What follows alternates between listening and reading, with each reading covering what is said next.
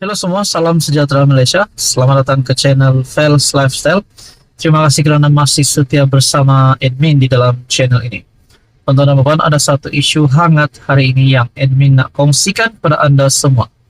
Sudah pasti sebelum ini, pada pilihan raya umum ke-15 yang lalu, kita mendengar parti ataupun gabungan Perikatan Nasional yang dilibatkan dengan wang judi dalam kempen pilihan raya umum ke-15 yang lalu.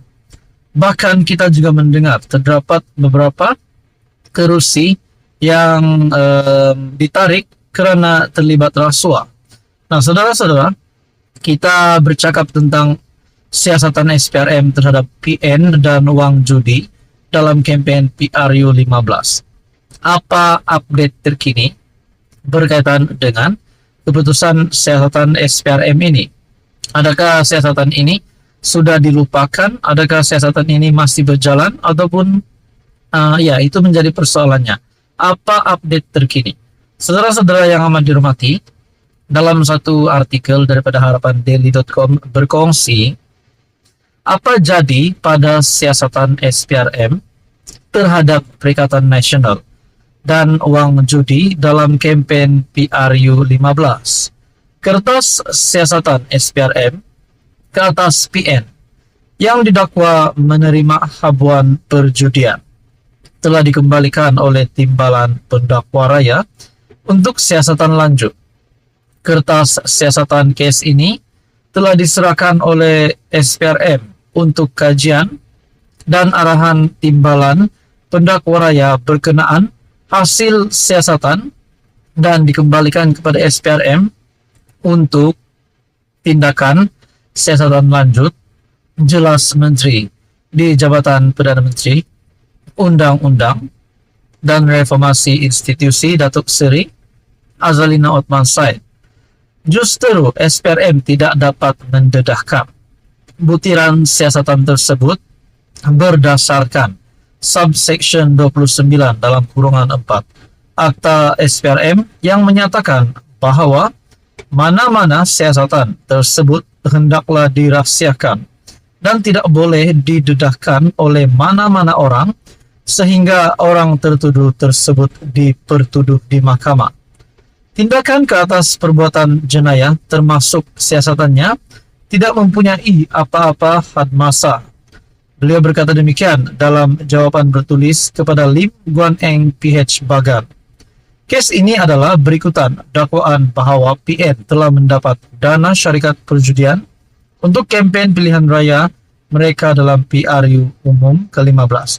Tuan-tuan, kalau saja siasatan ini berjalan dan keputusan siasatan dapat membuktikan bahawa memang Perikatan Nasional pimpinan Muhyiddin Yassin Hadi Awang, pimpinan Bersatu dan PAS serta gerakan yang terlibat dengan wang judi untuk kempen PRU 15 lalu, adakah gabungan PN ini akan dibubarkan, akan diharamkan untuk bertanding lagi selepas ini? Bagaimana pula dengan status Muhyiddin Yassin dan kepimpinan-kepimpinan tertinggi Perikatan Nasional serta semua ahli parlimen PN sekiranya perkara ini dapat dibuktikan bahawa PN memang bersalah? Apa jadi pada siasatan SPRM terhadap PN dan wang judi dalam kempen PRU 15? Di dalam artikel daripada harapandaily.com pada Mac 26. Apa komen anda, tuan-tuan dan puan? Sekian saja. Teruskan bersama di dalam channel ini untuk info yang seterusnya. Mohon bantu channel ini dengan menekan butang like, share dan juga subscribe. Halo semua, salam sejahtera Malaysia. Selamat datang ke channel Fels Lifestyle. Terima kasih kerana masih setia bersama admin di dalam channel ini. Dan kepada anda yang baru di dalam channel ini, selamat bergabung admin ucapkan. Anda akan mendapatkan isu-isu hangat politik di Malaysia. Saudara-saudara, tuan-tuan dan puan-puan yang saya amat hormati, ini satu keputusan mahkamah yang pasti menggemparkan seluruh politik Malaysia. Pasti menggemparkan jerum besar di Malaysia dan semua kaki-kaki sakau, kaki-kaki perasuah.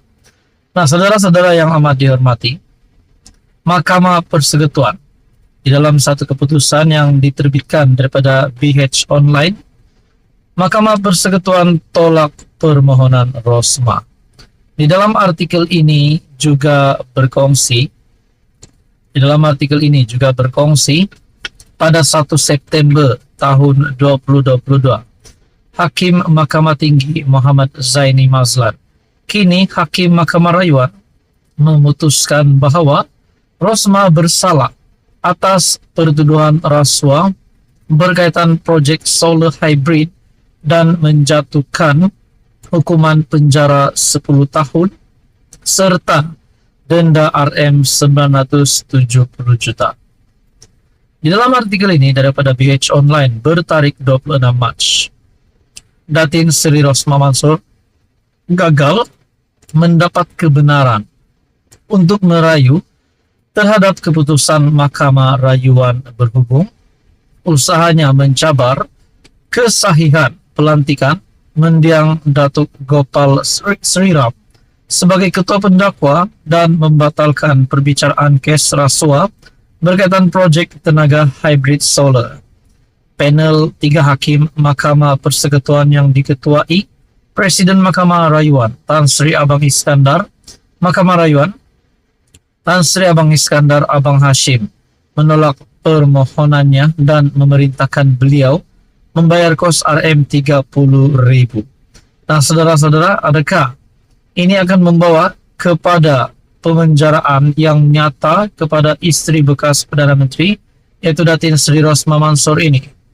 Nah, saudara-saudara, di dalam artikel ini menyebut lagi, Hakim Abang Iskandar berkata, permohonan Rosmah bagi mendapatkan kebenaran merayu tidak memenuhi syarat ambang Seksyen 96 Akta Mahkamah Kehakiman 1964. Tiada isu baharu ditunjukkan yang memerlukan pertimbangan lanjut, katanya, dan menambah bahawa selain itu juga tidak ada isu kepentingan awam untuk dipertimbangkan oleh mahkamah. Dua lagi hakim ialah Hakim Datuk Nordin Hasan dan Datuk Abdul Karim Abdul Jalil. Rosmah yang juga isteri bekas PM Datuk Seri Najib Razak memfailkan permohonan kebenaran untuk memulakan semakan kehakiman di Mahkamah Tinggi pada 24 Januari 2022 bagi mencabar kesahihan pelantikan Sriram sebagai ketua pendakwa dalam kesnya dan untuk membatalkan perbicaraan kes rasuahnya. Beliau menamakan Peguam Negara, Kerajaan Malaysia dan Sriram sebagai responden. Rosmah 72 mohon deklarasi bahawa pelantikan Sriram sebagai timbalan pendakwa raya kanan melalui 3 surat pelantikan masing-masing bertarikh 8 Julai 2020, 11 dan 21 Mei 2021 adalah menyalahi undang-undang. Beliau turut memohon deklarasi bahawa keseluruhan prosiding pendakwaan dan perbicaraan penuh kes projek solar yang berlangsung dari 15 November 2018 sehingga pembelaan menutup kesnya adalah tidak sah serta batal dan beliau perlu dibebaskan daripada semua pertuduhan mengikut Seksyen 16 dalam kurungan E dalam kurungan E besar Akta Pencegahan Rasuah Malaysia. Pada 30 Ogos tahun lalu, Mahkamah Tinggi menolak permohonan Rosmah dan beliau membawa perkara itu ke Mahkamah Rayuan namun turut ditolak. Beliau kemudian memfailkan permohonan pada 5 Julai lalu untuk mendapatkan kebenaran merayu ke Mahkamah Persekutuan. Pada 1 September 2022, Hakim Mahkamah Tinggi Muhammad Zaini Mazlan, kini Hakim Mahkamah Rayuan, memutuskan bahawa Rosmah bersalah atas pertuduhan rasuah berkaitan projek solar hybrid dan menjatuhkan hukuman penjara 10 tahun serta denda 970 juta ringgit Malaysia. Rosmah kemudian memfailkan rayuan terhadap sabitan serta hukuman dan kini bebas dengan jaminan RM 2 juta. Tuan-tuan, bagi saya ini pasti satu keputusan mahkamah yang mengejutkan Rosmah Mansor terutamanya dan juga kepada suaminya itu Najib Razak serta seluruh kepimpinan politik Malaysia. Apa komentar Anda? Adakah selepas ini Rosmah Mansor bakal menjejak kaki ke penjara Kajang ataupun mana-mana penjara?